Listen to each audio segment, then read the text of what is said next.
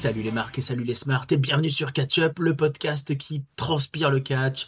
Ici, on analyse, on décortique, on critique ou on encense les shows de la WWE.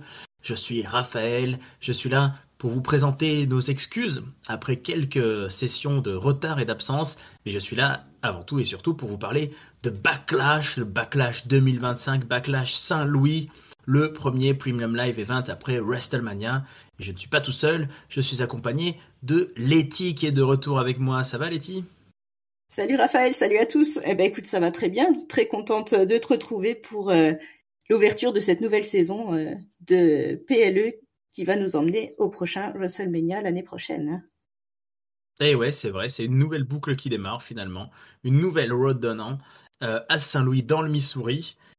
Une ville qui a pas spécialement l'air jolie, j'ai trouvé au vu des images. Il y a une espèce de grande arche, là on dirait un peu des défenses de mammouth à l'entrée de la ville, mais sinon on n'a pas vu beaucoup de belles images. Je sais pas, ça t'a pas donné envie de partir à Saint-Louis, toi, c'est vu d'avion, c'est vu de drone? Pas forcément, non. Non, pas Effectivement, fort. ça n'a pas l'air très beau. Non, bon. Mais c'est la ville natale de Randy Orton qui fait le main event du soir, mais on n'y est pas encore. On avait 5 matchs à l'affiche, hein, c'est devenu le standard de la WWE hors WrestleMania et quelques autres grands événements.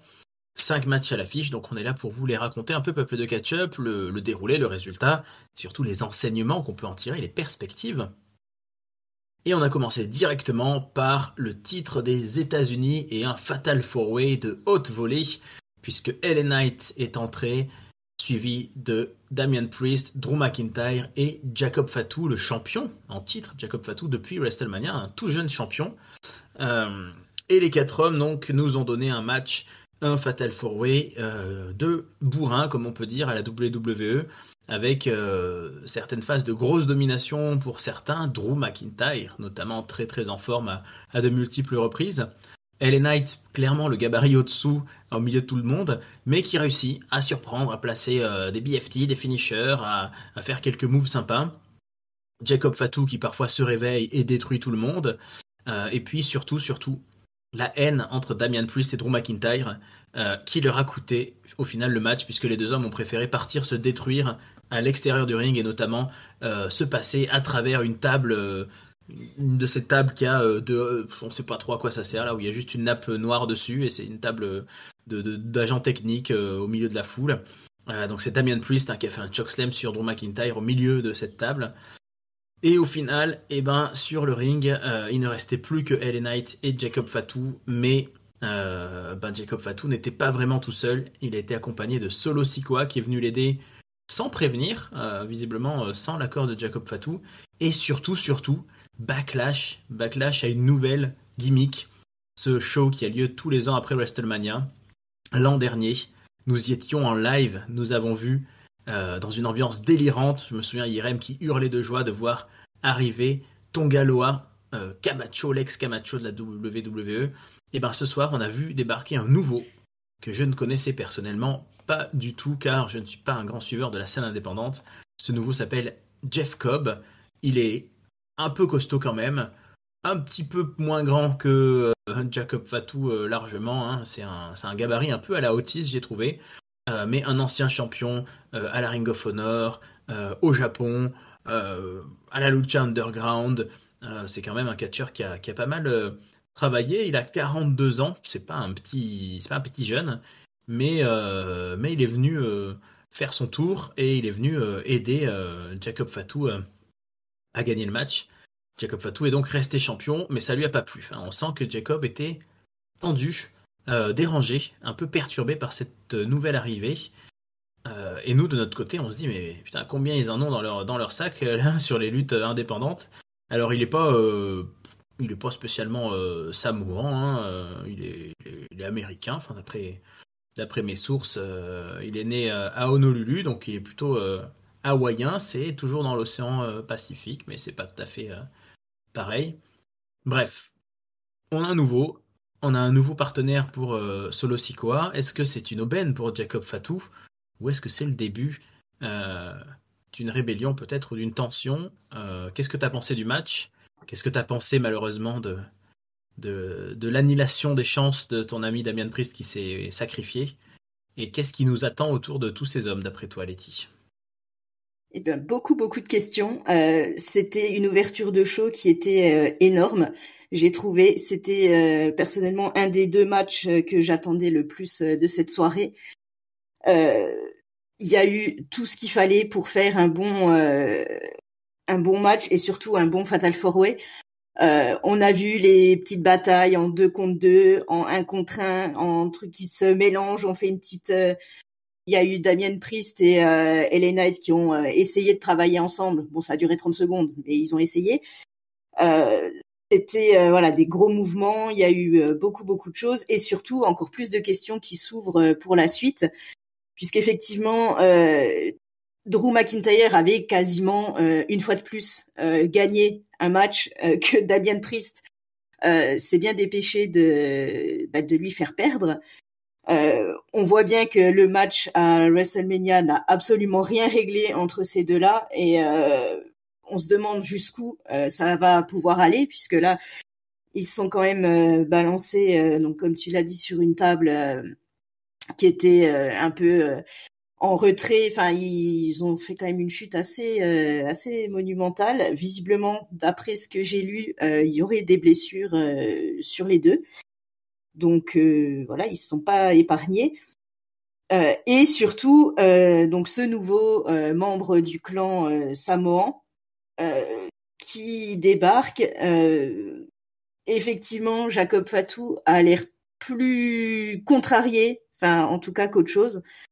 Et c'est là justement toute la question. Est-ce que ça va être le partenaire de Solo pour essayer de reprendre la ceinture à Fatou, ou est-ce que c'est juste un jeu et qu'ils vont devenir encore plus forts qu'ils ne sont actuellement en rajoutant ce nouveau membre?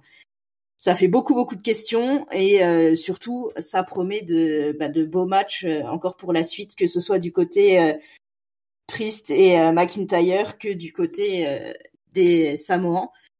La question au milieu, c'est un petit peu LA Knight. Voilà, qu'est-ce qu'il attend? Est-ce qu'il va continuer là-dessus? Est-ce qu'il va partir sur autre chose?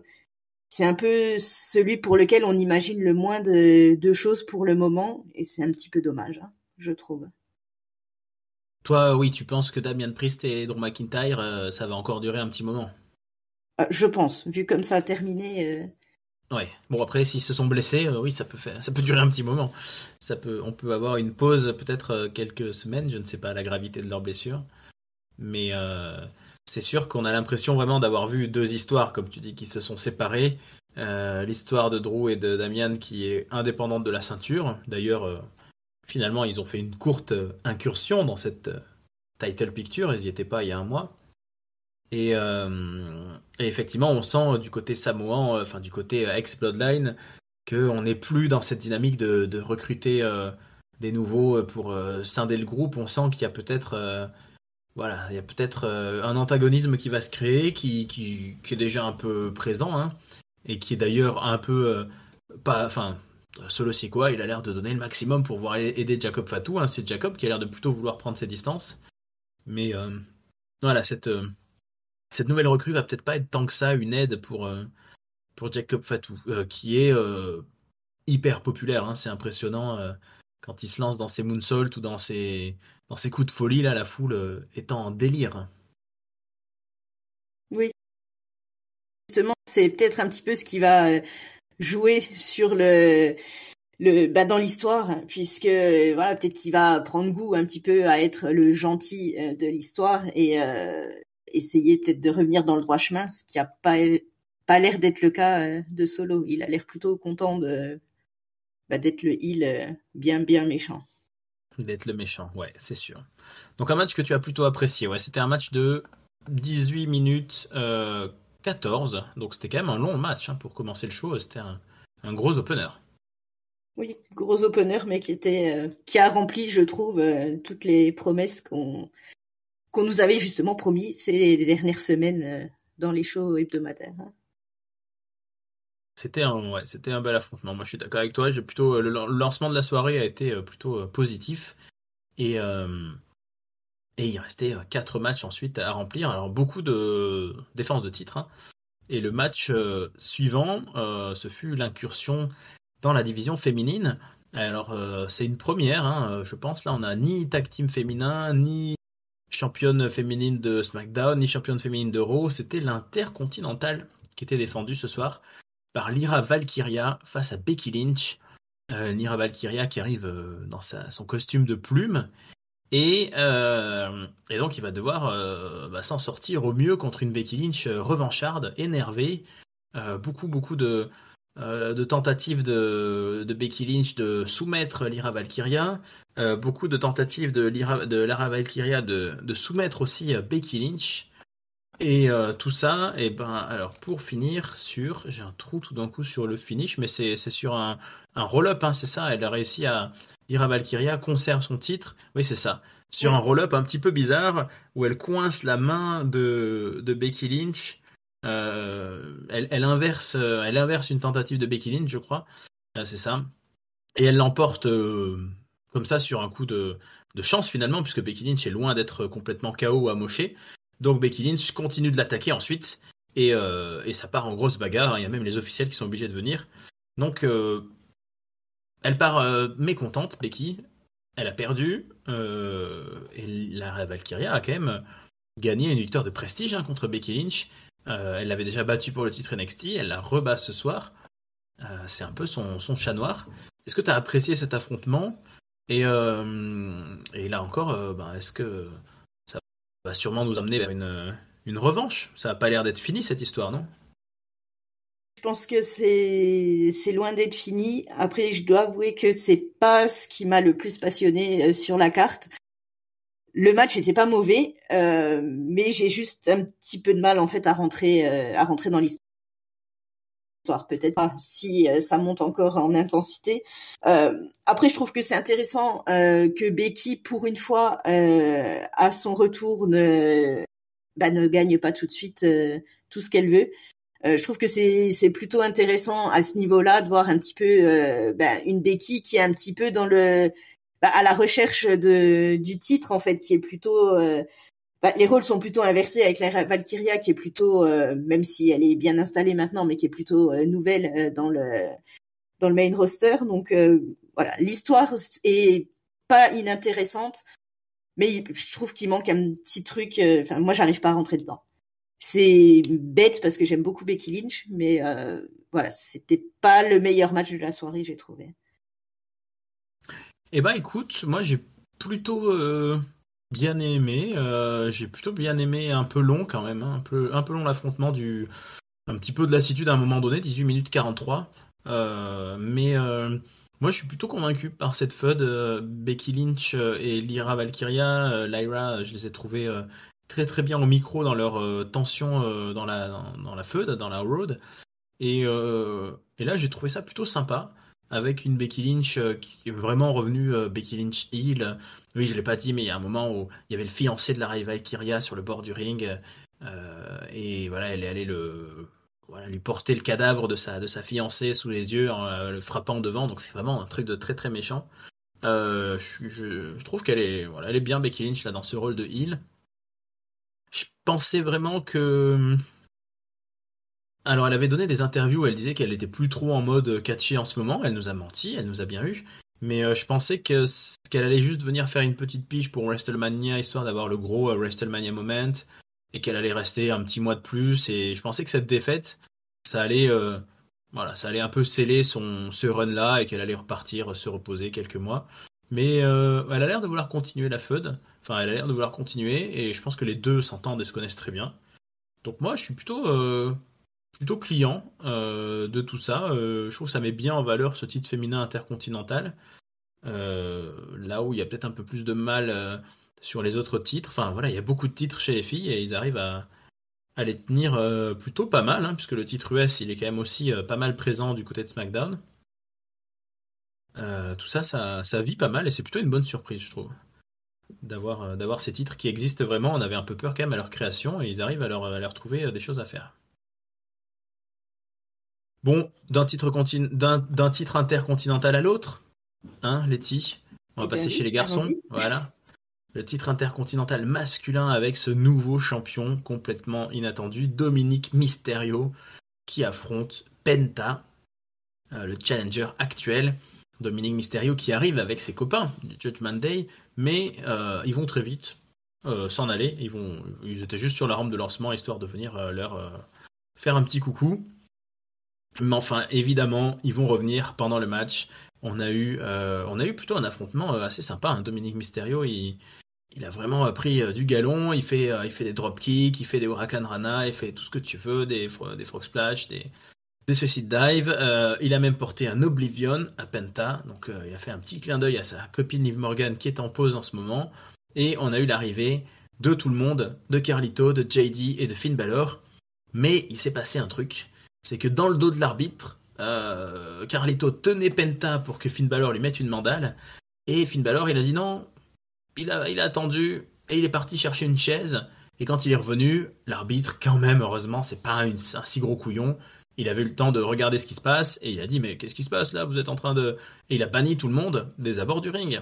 Et donc Finn Balor, il a dit ah bah merde, moi qui voulais aider et tout, finalement je peux pas aider. Et sauf que pendant qu'il y avait toute cette agitation là côté Judgment Day, et ben de l'autre côté, il y a un autre intervenant, El Grande Americano, a débarqué et il a mis un coup de boule avec sa plaque de métal qu'il cache sous son masque à Penta, qui a permis à Dominic de placer son Frog Splash et de conserver son titre. Dominic Mysterio a réussi à garder son titre de champion. Il a réussi à faire sa première défense, c'est historique. Acclamé par ses copains, un Finn Balor qui fait un peu la gueule, mais voilà, il a un visage peut-être difficile à lire, c'est peut-être juste son faciès naturel. En tout cas, le Grande Americano, lui, on voit pas son faciès naturel, mais il avait l'air d'être content de son coup. Et on sent que là aussi, ce El Grande Americano, il a des choses à dire à son équipe de Latino et aux autres luchadors. Il leur en veut. Après Rey Fenix, il se met Penta sur le dos. C'était un match de 9 minutes, 2 fois plus court que tous les autres d'avant. C'était peut-être un peu surprenant. Mais on a eu plutôt, je trouve, un bon affrontement. Qu'est-ce que tu as pensé de cette performance en solo de Dom Dom? C'est quand même pas si souvent qu'on voit ça. Bah écoute, moi j'ai beaucoup aimé ce match. J'aime beaucoup ce que fait Dominique en ce moment. Je trouve que, voilà, comme tu l'as dit, il a pris du galon, il a pris de l'assurance. Je trouve qu'il est franchement bon sur le ring. Donc je trouve que c'est ce qui rajoutait encore un petit peu, forcément, c'est l'histoire avec Finn Balor qui, forcément, je pense que, comme je le disais sur le Discord, d'ailleurs, n'hésitez pas à venir nous rejoindre pour discuter avec nous. En fait, la question, que moi je me pose, c'est même plus est-ce que Finn Balor va trahir, c'est plutôt quand va-t-il trahir Dominique, puisque ça me semble quand même évident qu'il a un ressentiment assez fort le concernant pour lui avoir entre guillemets piqué le titre, puisqu'il le voyait déjà pour lui. Donc j'ai trouvé que c'était assez intéressant à ce niveau-là. El Grande Americano, pareil, je trouve que c'est toujours ces petites interventions, arrivent toujours à point nommé, toujours avec ce petit twist de est-ce que c'est un nouveau catcheur ou est-ce que c'est quelqu'un qu'on connaît déjà très très bien. Il se met Penta à dos après s'en être pris à son frère. Je trouve que voilà, il continue encore puisqu'il veut toujours prouver qu'il est le meilleur luchador, donc forcément il faut bien s'en prendre au luchador. Donc voilà, tout mélangé, j'ai trouvé que ça rendait les choses encore plus intéressantes et voilà, j'ai beaucoup aimé cet affrontement et surtout Dominique qui était hué comme jamais il y a encore 3 mois en arrière. Je trouve que le public, voilà, il a suffi d'un titre, on dirait, pour que le public soit vraiment voilà, un peu derrière lui. On a l'impression que ce soit lui ou que ce soit Fatou un petit peu plus tôt, voilà, qui sont en train de turner, je vais pas dire face, mais ils sont en train de gagner un entre-deux, et ça se fait très naturellement, et je pense que d'ici quelques mois, ils vont pouvoir exploiter tout leur potentiel en étant de l'autre côté du miroir. Hein. Ben ouais, je sais pas si c'était ce qui était prévu, si c'était dans les plans, ou si on s'est laissé embarquer et surprendre par cette popularité de Dominic Mysterio, mais ça semble d'autant plus évident, comme tu dis, qu'il va y avoir rupture. avec Finn Balor. Maintenant, la rupture, elle semble assez évidente. Dans quel sens elle va se passer? Quel va être le positionnement des autres? Moi, je me demande si on pourrait pas avoir... là, on imagine assez un Finn Balor partir tout seul, mais et ça veut dire que le Judgment Day turn face entièrement, ce qui est possible, hein, vu que JD, Carlito, ils sont rigolos. Mais ça peut être l'inverse. On peut très bien imaginer une séquence très très douloureuse de Dominique qui se fait exclure et de JD et Carlito qui reprennent un peu plus leur côté méchant. Ouais, moi j'ai bien aimé la rencontre. Le public il n'y avait pas vraiment de heel du coup, forcément, donc c'était plutôt une rencontre sportive et spectaculaire. Et puis El Grande Americano, il a réussi son coup et il va encore nous donner de bons affrontements contre les luchadors. Là, c'est des guerres latino, ça promet. Il y avait personne de la AAA, mais on sent qu'il va se passer des choses sur la scène mexicaine à la WWE. L'avant-dernier match, puisque ça va vite, hein, l'avant-dernier match, un match vraiment inattendu. Il y a un mois, on n'aurait jamais pensé voir ça, je pense. Gunther, Gunther, notre ancien champion du monde depuis des mois, qui a perdu à WrestleMania contre Jey Uso, qui a abandonné. Gunther, il aurait pu demander une revanche. Gunther, il aurait pu vouloir affronter Seth Rollins ou Roman Reigns ou on ne sait pas.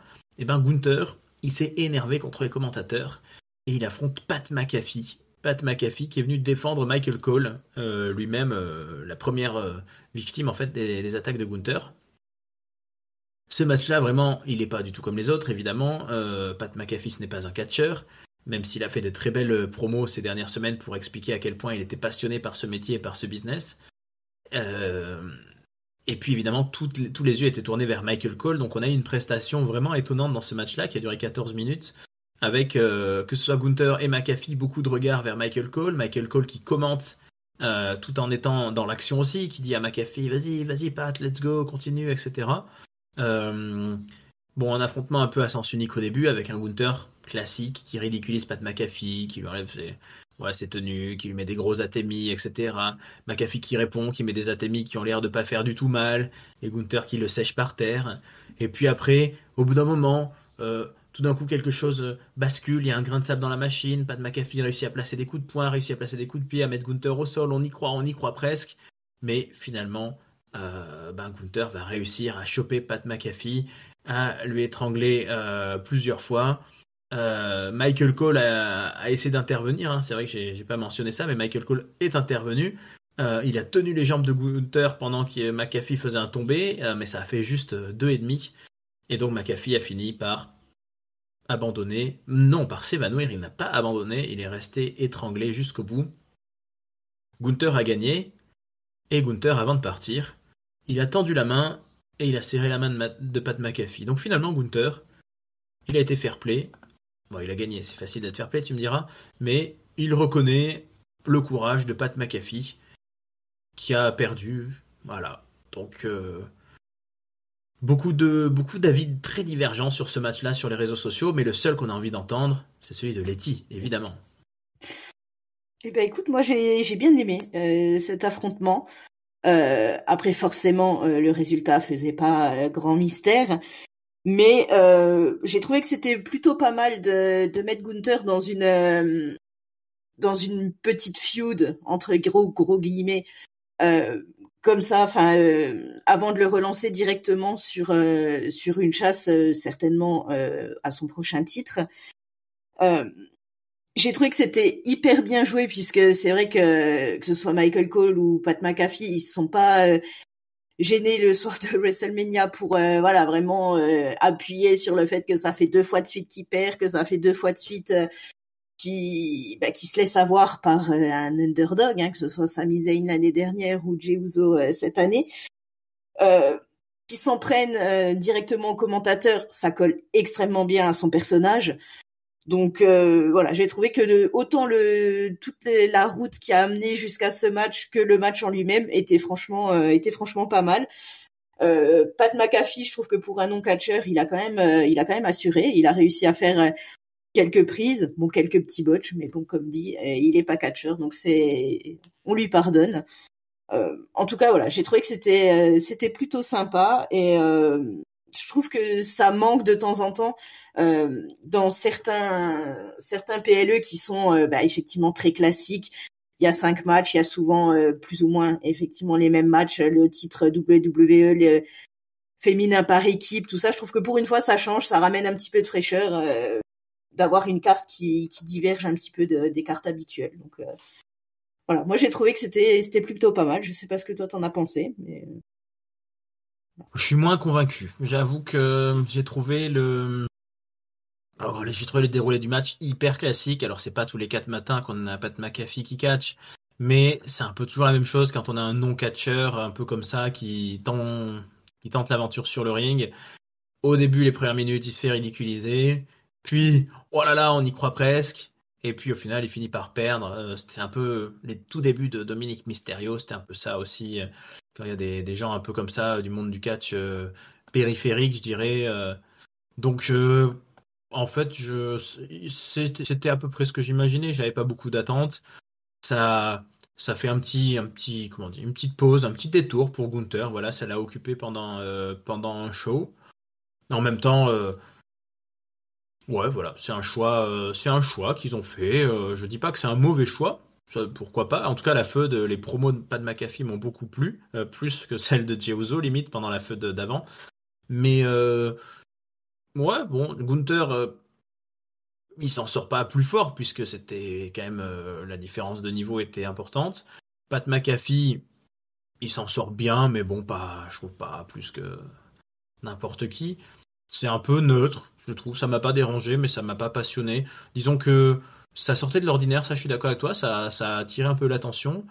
Après, voilà, post-WrestleMania, il y a plein de gars qui sont partis un peu en vacances, comme Cody Rhodes, comme Roman Reigns. Gunther, il assure, il est toujours là, donc c'est bien. Il aurait pu très bien faire un mois de pause et revenir plus tard, donc il a décidé de venir, c'est bien.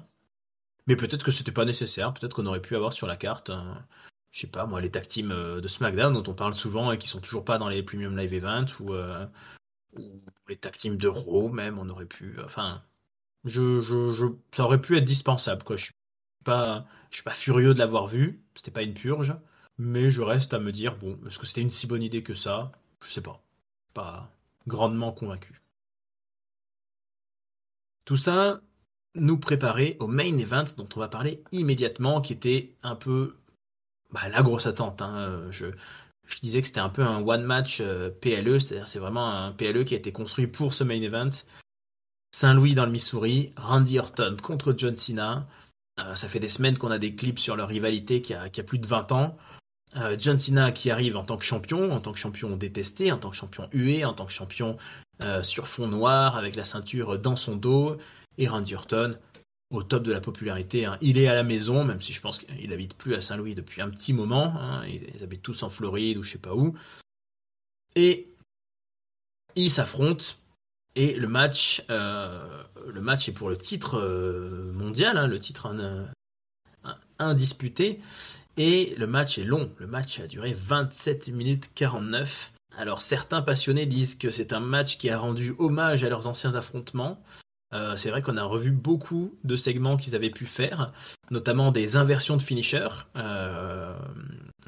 Randy Orton qui fait des attitude adjustment.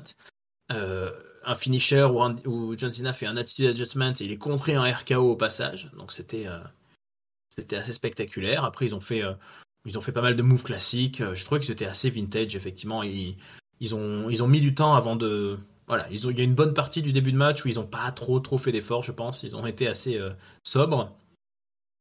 Mais, il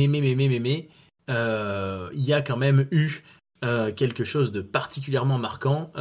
Tout d'un coup, le match s'est emballé avec un arbitre qui prend un coup, un ref bump, ça s'appelle, vous êtes au courant. Et l'arbitre est resté très longtemps KO. Ça a permis quand même d'utiliser des tables à l'extérieur du ring. Randy Orton, il a fait passer John Cena à travers une table en attitude adjustment. Et quand un arbitre est revenu, il y a eu un deuxième ref bump, ce qui a permis à John Cena, pardon, ce qui a permis à Randy Orton. Randy Orton avait le match gagné. Excusez-moi, je me refais un peu le truc. Randy Orton a complètement dominé à un moment le match. Il a placé plusieurs RKO. Et notamment un RKO sur John Cena qui aurait dû obtenir la victoire hein, largement, la foule a compté, mais il n'y avait plus d'arbitre Et quand l'arbitre a pris un brin, et ben en fait, les officiels sont arrivés. Quand le deuxième arbitre a pris un coup, il y avait Nick Aldis, euh, comment il s'appelait? Enfin bref, tous les mecs d'habitude en cravaté là de la WWE qu'on voit souvent. Jamie Noble, pardon. Et Randy Orton, il a pété un plomb, il a foutu des RKO à tout le monde. Donc RKO sur Nick Aldis, quand même, le deuxième en un mois. RKO sur un peu tous les officiels. Là, il y avait une ambiance. Enfin voilà, quoi, il n'y avait plus d'arbitre depuis 10 minutes. Tout pouvait se passer. Et au final, Randy Orton se part dans le coin opposé, s'apprête à faire un punt kick à John Cena. Et au moment où il s'élance, l'apparition, R-Truth débarque. R-Truth sauve John Cena, sauve son héros d'enfance. Et ce qui permet à John Cena de se remettre, de se lever, de mettre un low blow à Randy Orton, de mettre un coup de ceinture. Et là, l'arbitre s'est réveillé. Et là, l'arbitre, évidemment, il a la présence d'esprit de se dire, bon, il a dû rien se passer de grave qui méritait une disqualification. Donc, on va faire un décompte. 1, 2, 3. John Cena a gagné. Randy Orton a perdu pour ce qui était annoncé comme le dernier affrontement de leur histoire. John Cena a pris le micro après sa victoire. Il a dit, en gros, I want competition. En gros, je veux de la compétition, quoi. Je veux du challenge. Moi, j'ai vraiment cru que quelqu'un allait arriver. Hein. J'ai vraiment cru qu'un challenger nouveau allait arriver, mais personne n'est arrivé. Il a dit, voilà, c'est ça, le dernier vrai champion, c'est moi. Et là, il s'est passé quelque chose, plus ou moins après le show, un peu hors caméra. John Cena, en partant, il s'est mis à être bouleversé par le doute. Enfin, moi, je l'ai interprété comme ça. On n'était pas dans sa tête, évidemment, mais on a l'impression qu'il était sur le point de pleurer. Il regardait la foule qui chantait, une foule très partagée. Hein. John Cena, c'est toujours il y a eu des John Cena Sucks, il y a eu des Let's Go Cena, il y a eu des You Can Wrestle, Yes You Can. Donc la foule, elle n'est pas elle est pas très définitive dans son opinion sur John Cena. Et il a eu l'air, ouais, je sais pas, il a eu l'air d'exprimer des remords sur son comportement, peut-être de ces derniers mois. Ce qui l'a pas empêché en conférence de presse un petit peu plus tard de placer un attitude adjustment à R-Truth qui était venu le congratuler. Donc c'était le match de la soirée, c'était le match que tout le monde attendait, c'était l'affrontement que tout le monde attendait. 27 minutes 49 comme je disais. Letty, est-ce que ça a tenu ses promesses? Est-ce que tu es contente? Si c'est ça le dernier match entre John Cena et Randy Orton, est-ce que tu es heureuse de cette issue? Eh ben, écoute, je suis assez partagée. Alors, est-ce que c'est parce que c'était, comme dit, le match que tout le monde attendait, le match qu'on voulait tous absolument voir? Je ne sais pas. En tout cas, je suis assez mitigée. Le match était bon, on peut pas dire le contraire. Mais je sais pas si c'est le fait qu'il ait duré 27 minutes, qui m'a paru, à certains moments, m'ont paru extrêmement long. C'était souvent les mêmes, comment dire, enfin, je vais pas dire les mêmes prises, mais ouais, ça m'a paru assez répétitif. Et je trouve que, à force de vouloir monter enfin, comme là, de monter pardon, je perds mes mots, de vouloir monter l'intensité du match sur une durée aussi longue, on se retrouve à avoir certaines prises qui sont censées être des prises, des finishers, qui se retrouvent fait 3, 4, 5 fois. On a vu je sais pas combien de AA, les RKO, pareil, il y en a eu un paquet qui ont été distribués. Donc je trouve que c'est un peu contre-productif. Je pense que s'ils avaient fait ce même match-là, mais avec 10 minutes de moins, en condensant un petit peu tout ça, voilà, moi il y a 2-3 moments où j'ai un petit peu décroché. Après il y a les 5 dernières minutes avec les arbitres, les ref bump, effectivement avec des arbitres qui sont un petit peu en carton sur ce coup-là quand même, qui mettent 10 minutes à se réveiller après avoir pris un seul coup. La petite RKO partie, ça j'ai trouvé ça plutôt marrant sur les officiels, voilà, en se disant, on pense tout de suite à toutes les implications qu'il peut y avoir derrière pour Randy, puisqu'il a quand même remis au sol Nick Aldis, au-delà, en plus de tous les autres officiels. Donc on s'attend un petit peu, on imagine un petit peu la suite. R-Truth, bon là voilà, c'était le petit moment surprise, moi j'aime toujours beaucoup R-Truth, donc c'est vrai que ça fait quelques semaines qu'on le voit se balader dans dans les backstage en se disant tiens mais non mais faut pas faut défendre John Cena, il faut absolument qu'il gagne, tout ça. Donc j'ai trouvé que ça plutôt marrant de le faire intervenir sur le PLE. La victoire de John Cena, oui bon ça c'était pareil, c'était quelque chose auquel je m'attendais, donc ça y a pas, et puis ça me semble plutôt logique dans l'histoire qu'ils essayent d'écrire. Donc voilà, je suis satisfaite du match, mais en même temps, je suis pas hyper convaincue. Alors après, est-ce que c'est souvent comme ça? On espère tellement, on met tellement d'espérance dans certains matchs que finalement, quand on voit le rendu, on est un petit peu déçu. Après, je sais que c'est loin d'être, que les gens en général sont plutôt, quand on va sur les réseaux, sont plutôt contents. Donc je pense que je suis un petit peu à contre-courant, mais en tout cas, voilà, moi c'était mon avis, c'était un bon match, mais ça m'a pas autant emmené que ce que j'avais espéré. Bon, moi j'ai une opinion assez claire. Ceux qui me connaissent peut-être sur le Discord et sur le podcast, les ref bumps, ça me pose problème.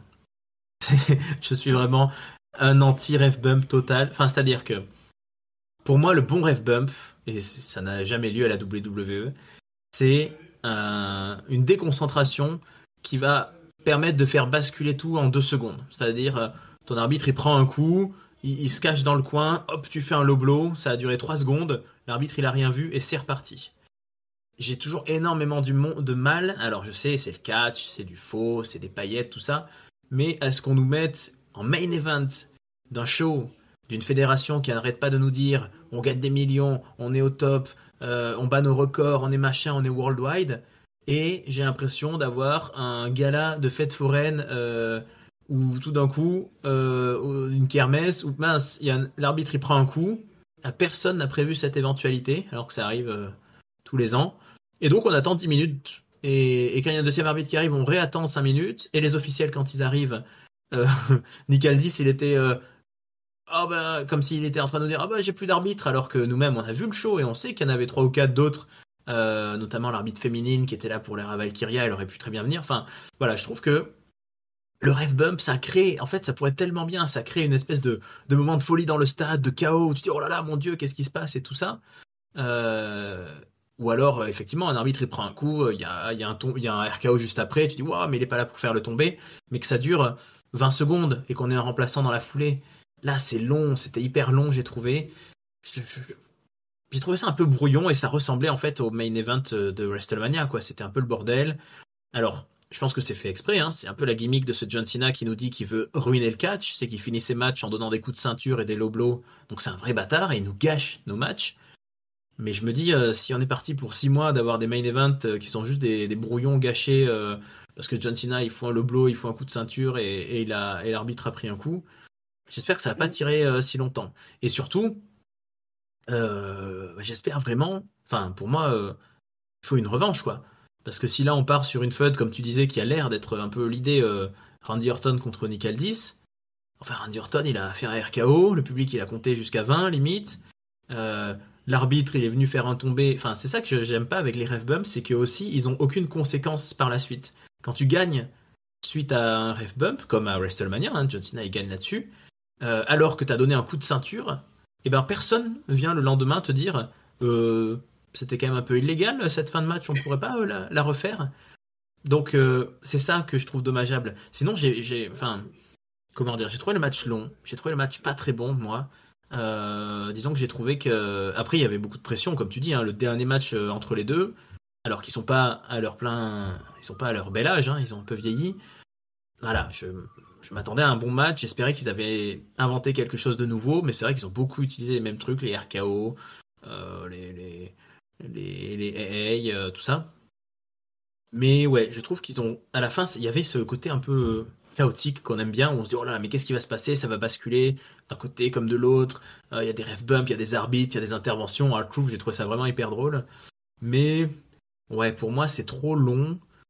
Toute l'histoire du ref bump, des loblos, des machins, c'est trop long, c'est trop répétitif. C'est vraiment ce qu'on a vu il y a même pas un mois avec Cody Rhodes. Le seul truc qui m'a intéressé en fait, c'était plus ce langage corporel de John Cena. Tu l'as vu toi cette séquence à la fin là où il doute? Oui, oui, je l'ai vu. Je l'avais pas forcément interprété comme toi. Je m'étais posé beaucoup de Ah, questions. J'avais pas ressorti d'accord. vraiment d'interprétation claire. Donc, mais c'est vrai qu'en t'écoutant, ouais, effectivement, il y a peut-être un peu de doute. En tout cas, voilà. Puis la foule, comme tu l'as dit, elle est partagée, mais j'ai l'impression que c'est de pire en pire parce que autant, je crois que c'était à Bruxelles la première fois qu'on l'a revu après WrestleMania, après comment dire, sa trahison sur Cody Rhodes. Euh, Là où la foule était vraiment d'accord. En fait, il y avait des gens dès le départ, John Cena sucks, et c'était clair en fait. Et plus le temps passe, et plus, bah là, ne serait-ce qu'à son entrée, je sais pas si tu t'en es rendu compte, mais quand sa musique a démarré, on a eu les ouais. Tout de suite après, ça a fait, voilà, you suck. Mais le premier réflexe de la foule, c'est la musique de John Cena. On est content, en fait. Et forcément, je trouve que ça aide pas son personnage non plus. Bah, en fait, c'est ça qui est fou, c'est que il a la même réaction mitigée de la foule que quand il était top babyface, c'est-à-dire les John Cena, Cena sucks, les Let's Go Cena, Cena sucks. Donc,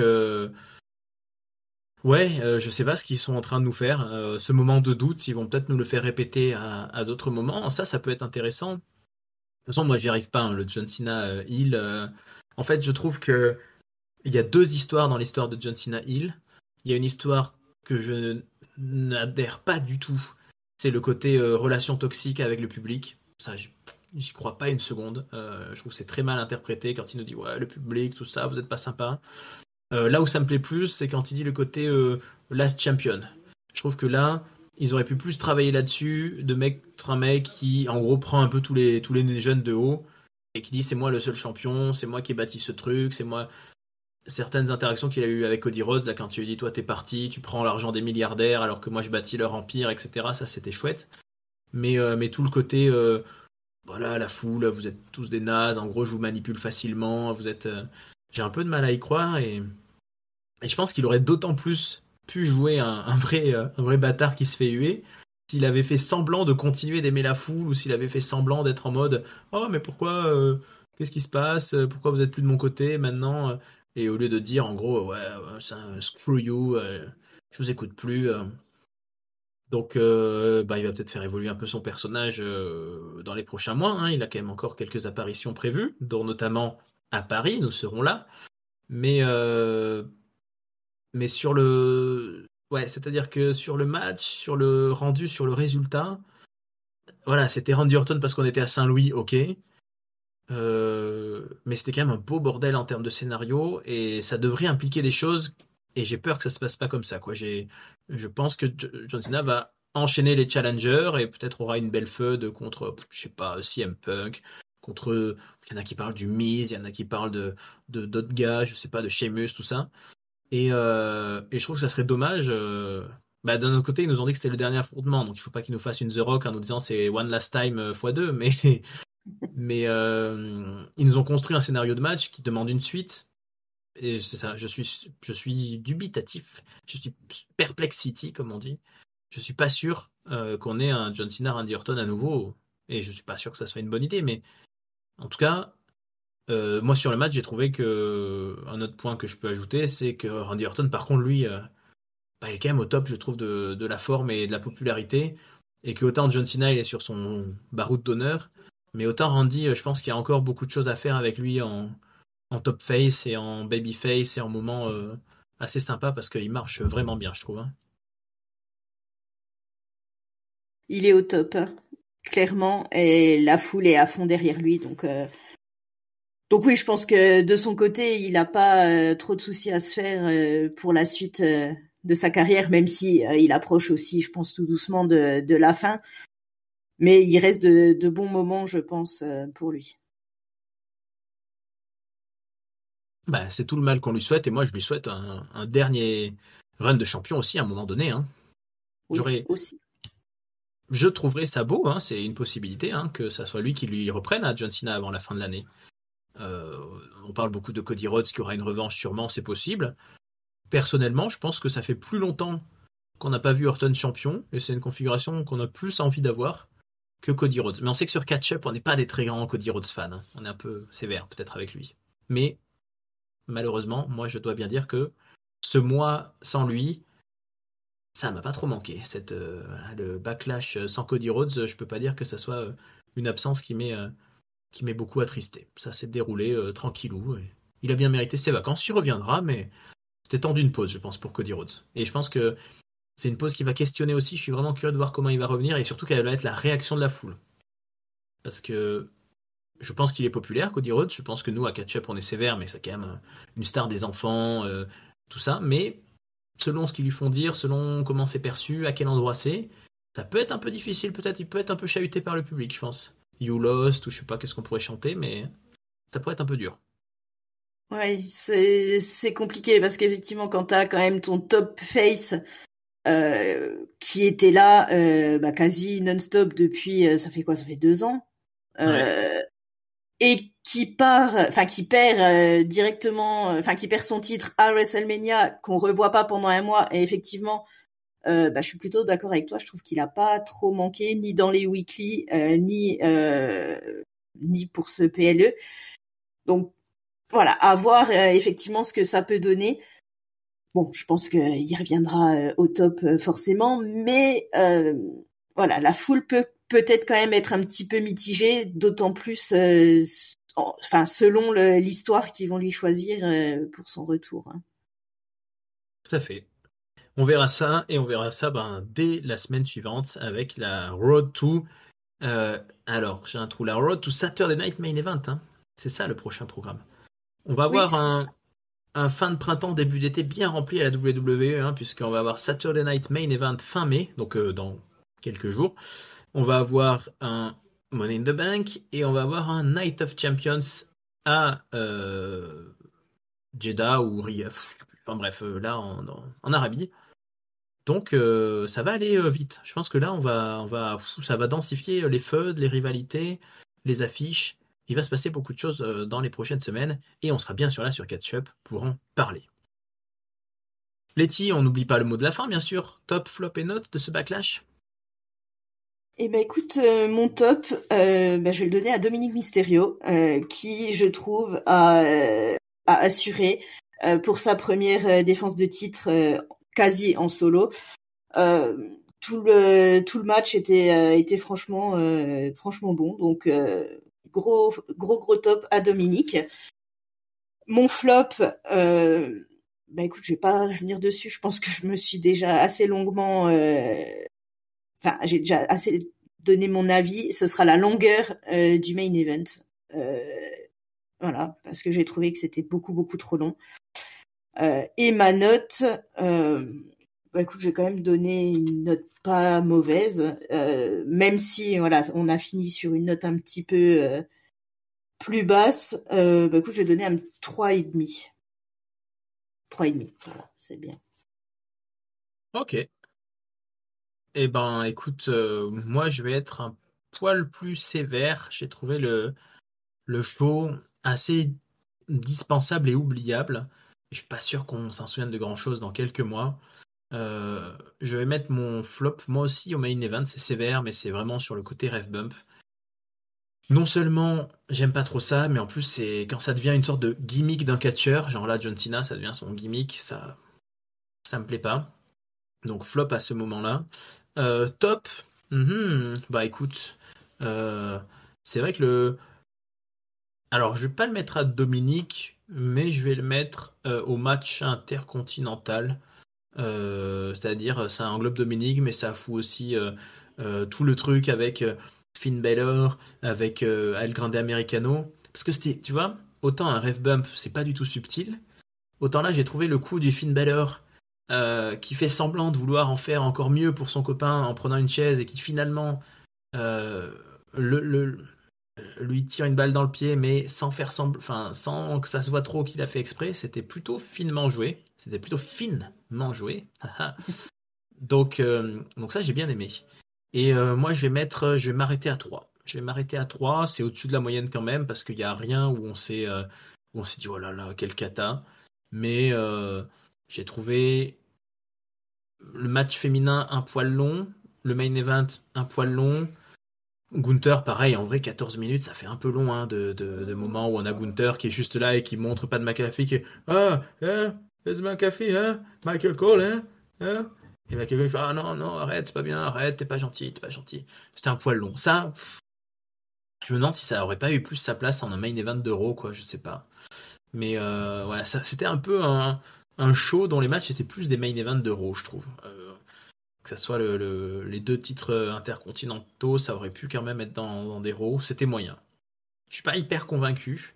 Je suis assez excité par la suite quand même parce que ce qui est toujours impressionnant, je trouve, avec ces shows en 5 matchs, c'est qu'en fait, il y a plein de choses qui se passent dans les weekly qui sont pas sur la carte. Je veux dire, on n'a pas Seth Rollins, c'est toute son histoire avec Paul Heyman. On n'a pas toute la scène tag team de SmackDown. Je sais que je me répète, mais je sais que les titres, t'es comme moi, tu les aimes bien, t'aimerais bien les voir plus haut, ces gens-là. Oui. Euh, il pourrait y avoir des trucs avec les Latinos, les Santos Escobar, les machins. Il pourrait y avoir Rousseff, il pourrait y avoir Aleister Black, il pourrait y avoir plein de trucs. Il pourrait y avoir, moi je suis étonné qu'il n'y ait pas le match Tiffany Stratton, Nia Jax, mais il sera sûrement bientôt. Donc comme ça va arriver très très vite tous ces shows, ça va bien remplir les cartes et ça va donner des réponses peut-être à nos questions. Letty, ça a été un plaisir d'être avec toi pour cette review de Backlash. Merci beaucoup. Plaisir partagé, merci à toi. Et ben, peuple de ketchup, n'hésitez pas à nous retrouver sur toutes les bonnes plateformes de podcast, sur YouTube, mettez des commentaires et donnez-nous votre avis. Et sur Discord, venez discuter avec nous sur Discord. Par exemple, là, pendant quelques semaines, eh ben, on n'a pas eu le temps de faire des analyses des weekly. Et vous n'avez pas été nombreux à nous dire que ça vous manquait. Donc nous, on a un petit cœur tout mou. Il faut nous dire si ça vous manque ou pas. Comme ça nous remotive. Motivez-nous, peuple de ketchup, s'il vous plaît. On est là avec vous. On est tous ensemble. On est dans la road to Clash in Paris. C'est parti. Alors, je vous dis à toutes et à tous, bonne semaine pleine de catch, bon printemps plein de catch. Ciao les petits, ciao à tous. Salut Raph, salut à tous.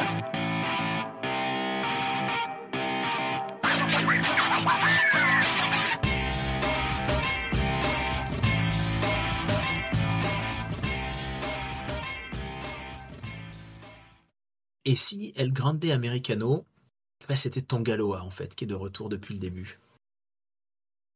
Ah, ce serait une surprise.